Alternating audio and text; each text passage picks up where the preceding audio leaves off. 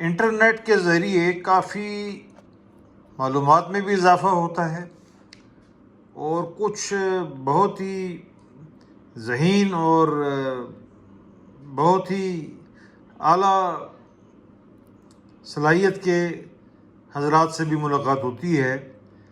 Doctor محمد علی احسان ان میں سے ایک ہیں۔ یہ ایک ریٹائرڈ کرنل ہیں جو کہ 5 پنجاب ریجمنٹ سے جن کا تعلق ہے، اور واٹس ایپ کے ذریعے، انٹرنیٹ کے ذریعے میری ان سے ملاقات ہوئی۔ اپنے مضامین اکثر پوسٹ کرتے ہیں اور بہت دلچسپ ہوتے ہیں۔ تو یہ ایک مضمون انہوں نے لکھا ہے لیڈرز کے بارے میں، اور تھوڑا سا انہوں نے یہ بیان کیا ہے۔ فرماتے ہیں کہ father of the nation stands out as the pioneer in visualizing the kind of nation state that we would end up having. The two-nation theory separated us from the Indians, and it was decided that both our geographical and ideological frontiers will separate us for better from India.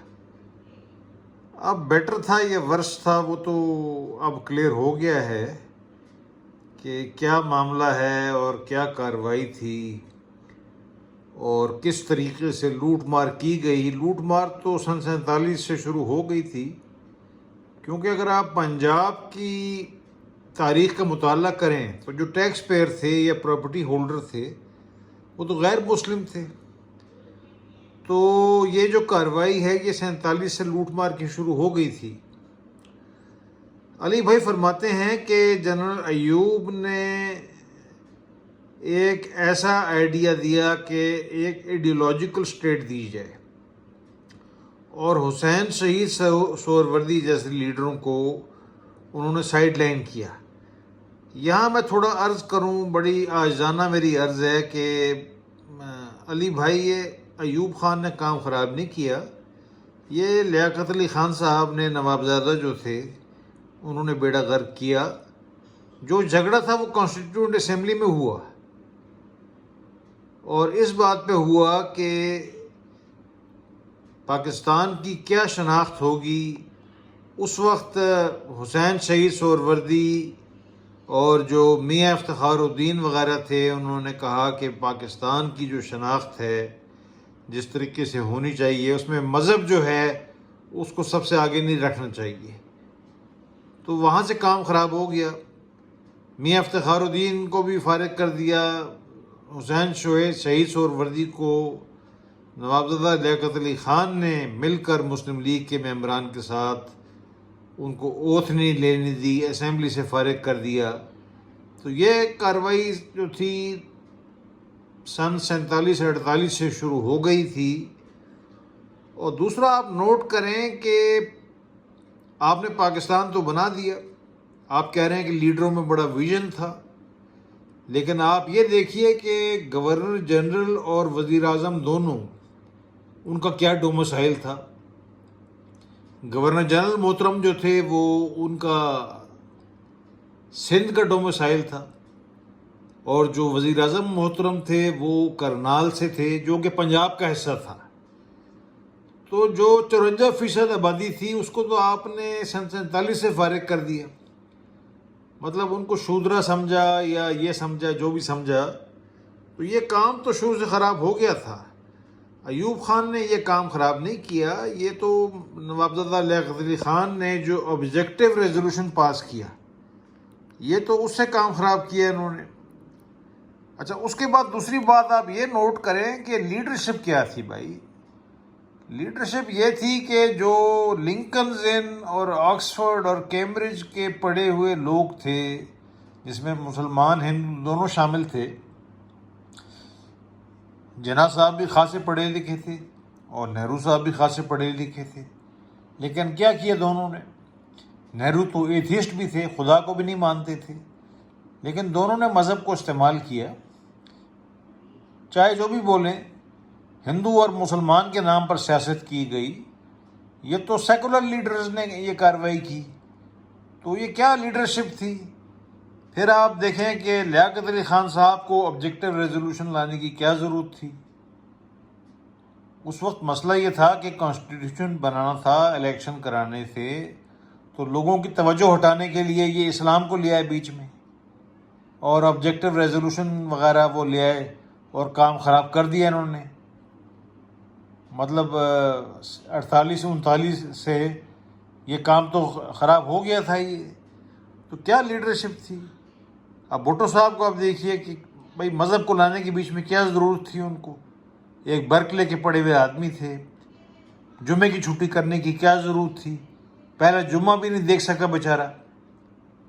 تو یہ ساری باتیں دیکھنے والی ہیں۔ General Zia نے بہت غلط کام کیے، یہ ہم مانتے ہیں، لیکن جو بنیاد تھی وہ تو بھٹو صاحب نے ڈال دی تھی۔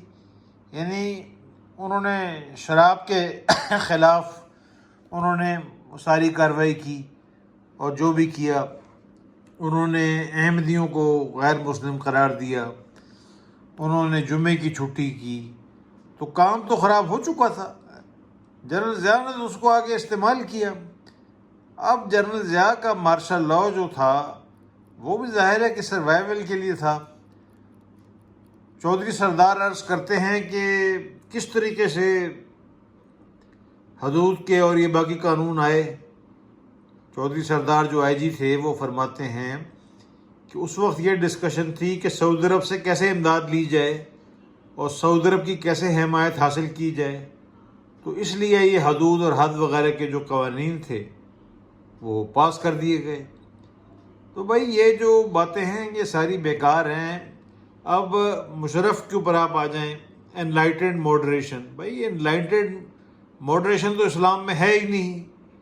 وہ بقول ایک بڑے زبردست مورخ کے، بہت ہی زبردست اینالسٹ کے، وہ فرماتا ہے کہ کوئی انلائٹنڈ ماڈریشن یا میانہ روی تو ہے ہی نہیں مذہب میں۔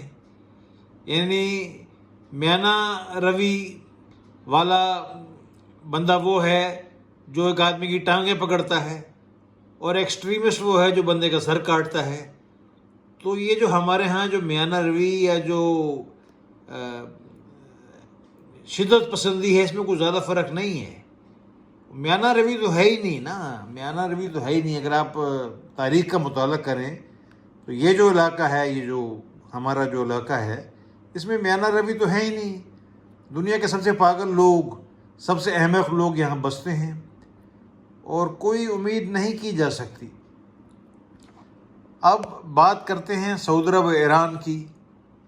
اگر آپ باب وڈورڈ کی کتاب کا مطالعہ کریں تو وہ لگاتار سعودی عرب اور جو ابو ظبی اور یہ سارے عرب ہیں، اور مصر بھی شامل ہے اس میں، اردن بھی شامل ہے، یہ تو بڑے اسرائیل کی چمچہ گیری میں تو یہ پیش ہیں۔ یہ تو کیا لیڈرشپ ہوگی بھائی؟ مطلب کیا ہوگا؟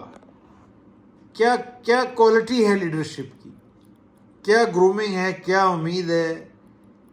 ایران لیڈ کر رہا ہے، لیکن آپ یہ بتائیے کہ ایران کی کسی بھی اسٹریٹجک سٹرائک سے جو اسرائیل پہ ہوئی ہے ابھی تک، اسرائیل باز آیا؟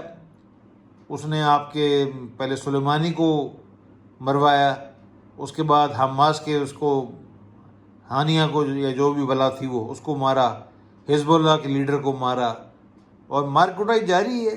کوئی ایران کی کوئی جو یہ جو آپ بات کرتے ہیں ایران کی میزائل سٹرائکس کی، اس سے تو کوئی فرق نہیں پڑا۔ تو یہ جو بات ہو رہی ہے کہ the two visions of two leaders are there for us to see. It is up to us to imagine how the lives of the people change when individual visions of the leaders guide them to make their countries سعودی عربیہ اور ایران۔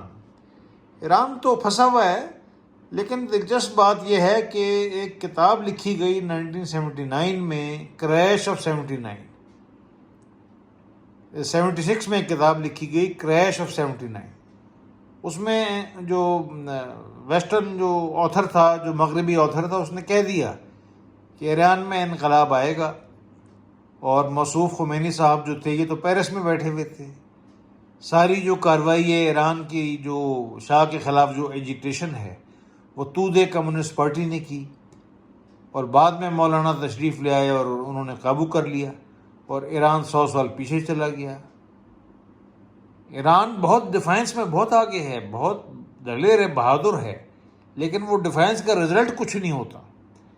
تو کام تو خراب ہے نا. یہ leadership ہے ہی نہیں بھائی، ویژن ہے ہی نہیں، کوئی اچھی امید رکھنا بالکل حماقت ہے.